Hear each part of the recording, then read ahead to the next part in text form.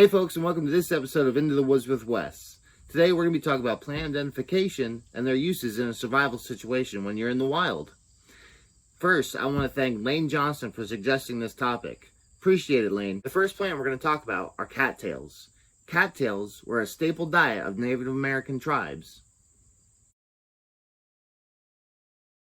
Cattails can be found near fresh water and are easily identifiable by their long stem and bud at the top. It is said that if you find cattails, you find fresh water. The entirety of the plant is edible, down to leaves, stem, and the bud. They can be boiled, roasted, or eaten raw. Native Americans would use juices from young plants to reduce toothaches. Next up, dandelions, just like the ones in your neighbor's backyard. Dandelions can be found just about anywhere and are identifiable by their yellow flower. It is said that the older leaves have more of a bitter taste, but that taste can be reduced when boiled.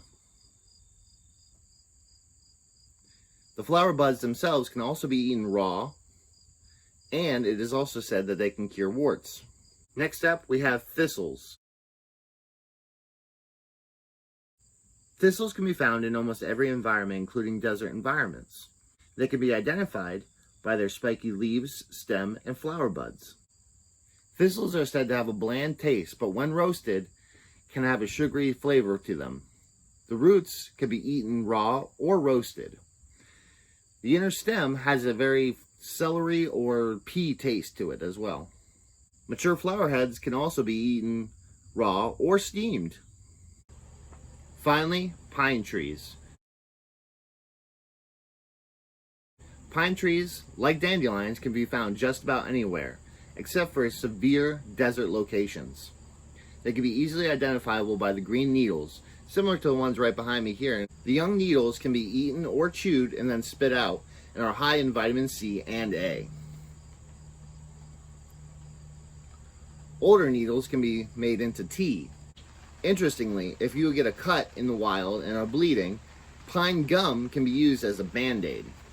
These are just 4 of the plants you can find in the wild to help in survival situations. Once again, thank you to Lane Johnston for suggesting this topic. If you guys want to learn more about different plants you can find in the wild, let me know in the comments down below, and I can make a part 2 to this video. As always, make sure to subscribe to Into the Woods with Wes for more content. And also, check out our Patreon to help support our channel. We would really appreciate it. We'll catch you next time.